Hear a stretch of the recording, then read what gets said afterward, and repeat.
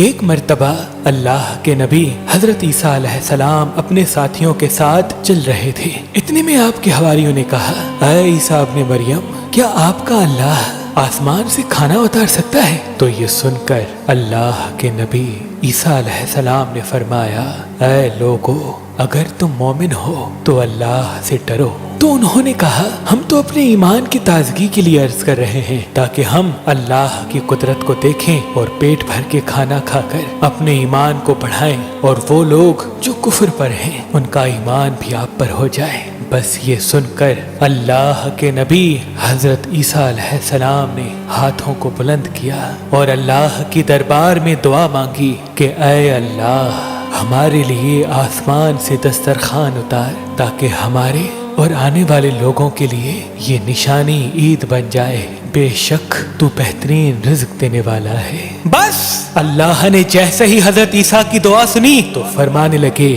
اے عیسیٰ، تمہارے پروردگار نے تمہاری دعا قبول کر دی، لیکن اس دسترخوان کے اترنے کے بعد اگر ان لوگوں نے خیانت کی تو ان پر وہ عذاب نازل ہوگا جو آنے والی نسلوں کے لیے مثال بن جائے گا۔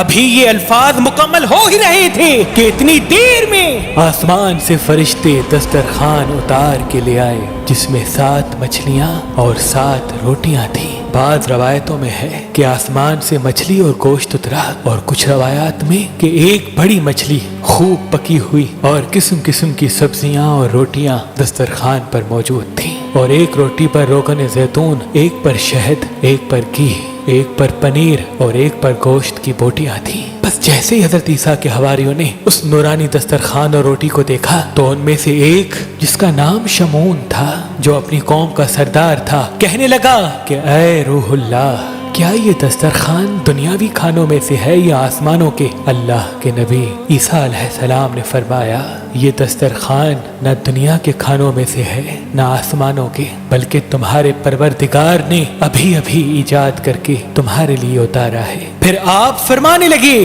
خوب پیٹ بھر کے کھاؤ اور اس میں خیانت نہ کرنا اور نہ ہی کل کے لیے ذخیرہ کرنا، ورنہ اللہ کا عذاب تم پر آ پہنچے گا۔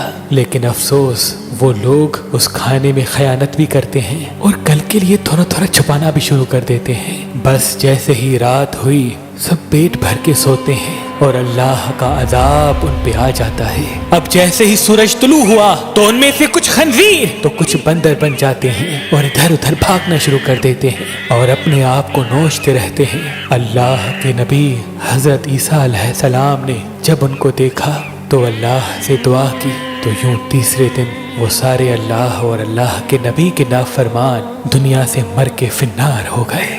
بے شک اللہ کے نافرمان کا یہی حشر ہوتا ہے۔ اللہ پاک نے اس واقعے کو اپنے کتاب قرآن کی سورہ مائدہ میں محفوظ کر دیا، تبھی اس سورہ کو مائدہ یعنی دسترخوان کہتے ہیں۔ اے اللہ، ہم سب کو اپنے فرما بردار بندوں میں شامل کر اور ہم سب کو ویسا بنا جیسا تو ہمیں دیکھنا چاہتا ہے۔